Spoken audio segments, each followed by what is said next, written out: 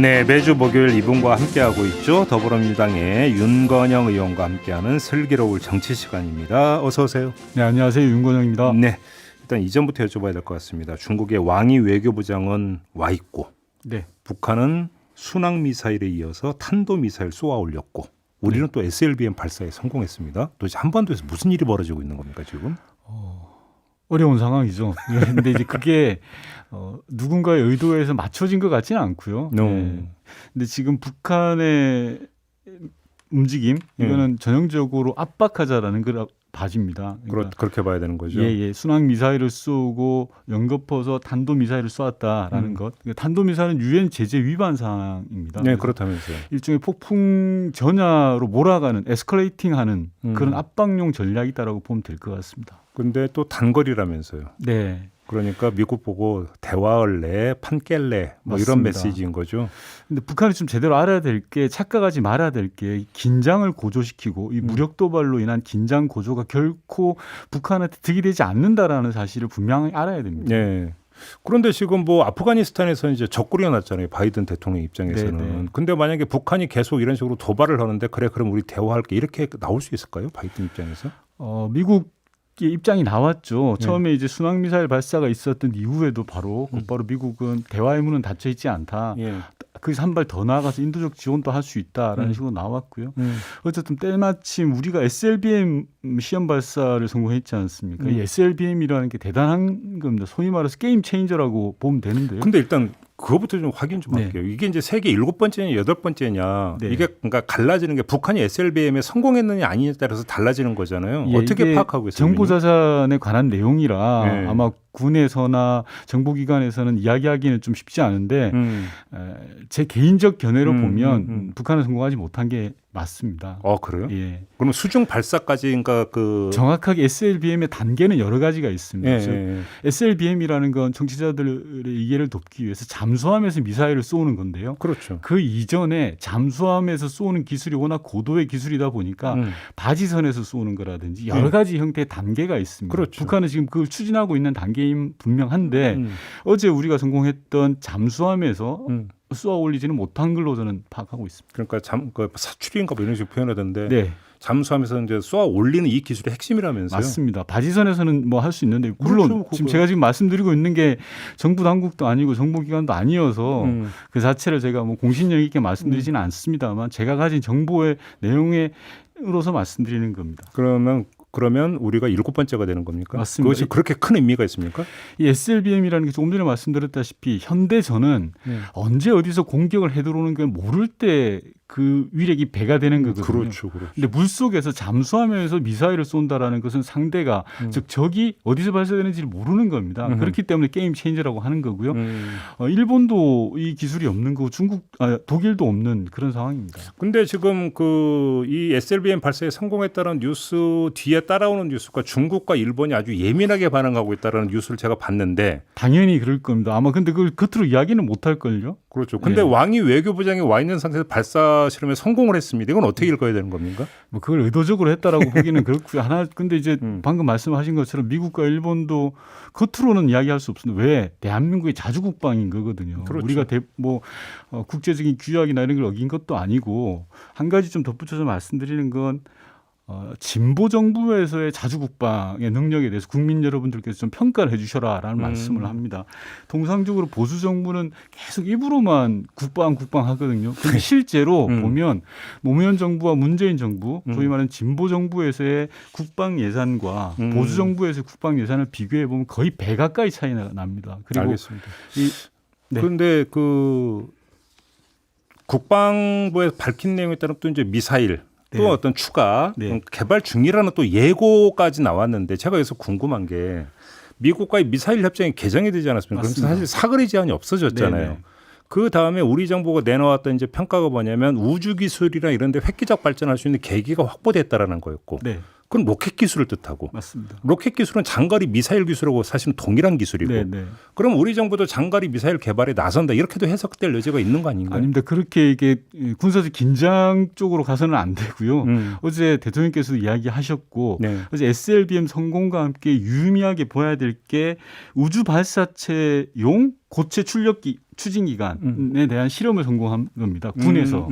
즉 다시 말하면 쉽게 풀어서 설명하면요. 군에서 고체 연료를 사용한 발사체 기술을 성공한 겁니다. 네. 발사체와 네, 관련된 네, 기술을. 네. 이 기술이 민간으로 이전이 된다면 우주 시대를 열어가는데 한 걸음 더 가까워진다라는 겁니다. 그렇기 때문에 큰 의미가 있는 거고요. 한 가지 이 전체적으로 어제 있었던 우리 군내에서의 자주국방을 앞당기는 그런 여러 가지 성공들에 대해서 좀 덧붙여서 말씀드리고 싶은 건 북한과의 비대칭 전력, 즉 북은 핵을 가지고 있지만 우리는 핵을 가지고 있지 못한 상황에서 SLBM이라든지 그런 장거리 공대지 미사일 개발이라든지 이런 것들은 억지력으로 저는 충분한 기능을 할 것이다라고 생각을 하는 겁니다. 북한 입장에서 당연히 신경이 쓰이죠. 네. 그렇죠. 하나만 더 여쭤볼게요. 김여정 부부장이 문재인 대통령이 이제 도발이라는 어떤 표현 네. 쓴 거를 이제 계속 문제 삼으면서 북남 관계 완전 파괴라는 어떤 표현까지 동원을 했거든요. 어떻게 네. 평가하십니까? 좀 논리적으로도 맞지 않고요. 네. 김여정 부부장은 북한의 미사일 발사 때마다 정상적이고 자위권적인 조치라고 하지 않았습니까? 대한민국도 당연히 정상적이고 자위권적인 조치를 한 겁니다. 자주국방을 위해서. 예. 그리고 미사일 시험 발사에 있어서 문재인 대통령뿐만이 아니라 김정은 위원장도 2019년에 2차례나 참관한 바가 있습니다. 중요한 건 한반도 평화를 어떻게 지켜갈 것이냐의 문제인데요. 저는 두 가지 축이 있다고 생각합니다. 대화를 통한 평화, 그리고 든든한 자주국방. 이 두 가지 축을 문재인 정부는 충실히 하고 있다라는 점을 좀 평가해 주셨으면 좋겠습니다. 그러면 김여정 부부장의 이런 어떤 그 표현 자체는 북한판 내로남불 이렇게 정리하면 되는 거죠. 좀 뭐 기본이 안 됐다고 보면 되죠. 네.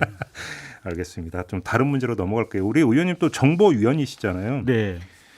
국정원장 이른바 고발 사주 의혹을 계속 제기를 하고 있는데 그러면서 네. 정보위 소집을 또 요구하고 있기도 합니다. 어떻게 받아들이십니까? 좀 코미디 같은 거라고 생각하는데요. 국민의힘이 이제 제가 볼 때는 그렇습니다. 자신들에게 향해 쏠리는 시선들을 좀 분산시키기 위해서 일종의 헐리우드 액션을 저는 쓴다라고 생각합니다.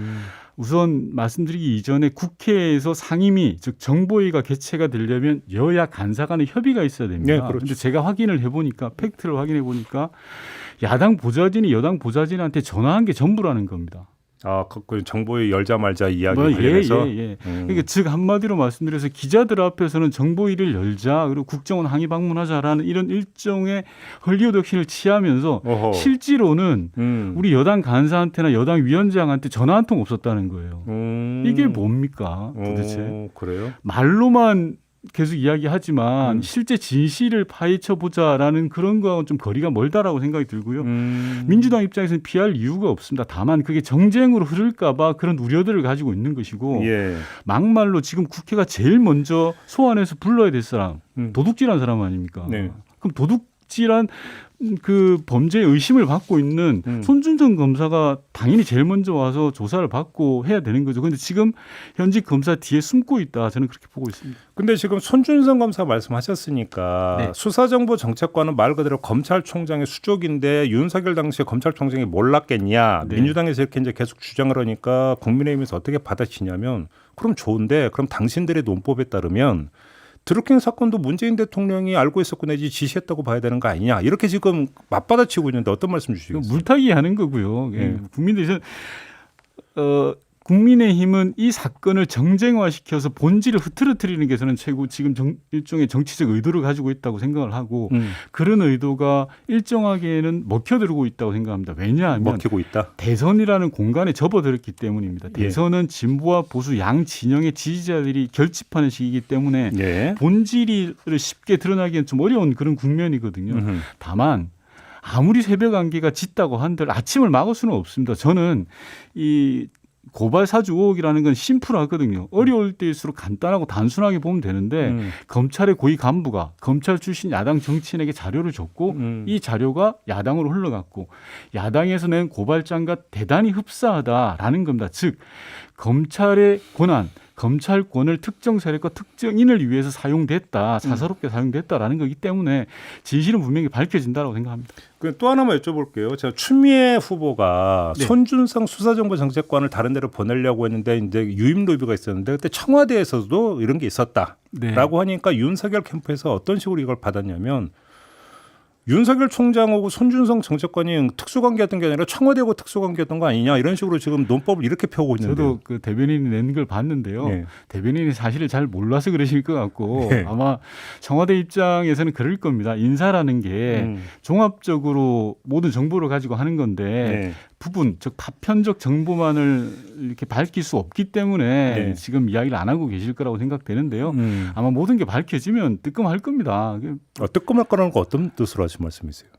잘못을 저지른 사람이 뜨끔한 거죠. 네. 그래서 지금 국민의힘은 도둑질한 사람은 그냥 냅두고 신고한 사람을 계속 죄가 있다고 몰아가는 거거든요.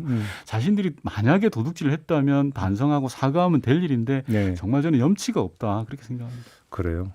이낙연 그 후보가 이제 의원직을 던졌고 어디에 그 본회의에서 처리가 되지 않았습니까? 네네. 어떻게 받아들이세요? 의원직을 이렇게 던지는 거에 대해서. 개인적으로는 대단히 많이 아쉬운 부분이 있습니다. 그러나 네. 이미 버스는 떠났습니다. 뭐 끝나긴 했죠. 예, 그리고 어제 이낙연 대표가 본회의장에서 자신이 가지고 있는 가장 중요한 것을 내려놓는다라는 그런 말씀을 하셨거든요. 네. 그 말씀 속에 모든 게 담겨 있다고 생각합니다. 알겠습니다. 마무리하기 전에 이제 그 의원님 인터뷰 다음에 이어갈 인터뷰가 바로 이 주제여서 한번 좀 그 의원님 견해도 궁금한데 국민대가 지금 김건희 씨 논문 검증을 시효가 지났다는 이유로 지금 하지 않기로 하지 않았습니까? 네. 이거에 대해서 이제 학교 안에서 여러 가지 이야기가 나오고 있다고 하는데 우리 의원님도 이제 그 같은 학교 출신이시고 맞습니다. 동문입니다. 그 어제 그 잠깐 그 입장 비슷한 걸 밝히셨다고 네. 들었는데 어떻게 생각하세요? 솔직하게 동문으로서 좀 부끄럽고요. 네. 제가 학교를 졸업하고 이 모교가 부끄러웠던 건 처음입니다. 네. 이번 일은 한마디로 대학 당국이 대단히 비겁하다라는 생각을 합니다. 논문이 문제가 있으면 있는 거고 없으면 없는 건데 조사 자체를 안 하겠다라는 것은 네. 대학이 논문의 진위 여부를 가리지 않으면 누가 가리겠습니까? 그렇죠.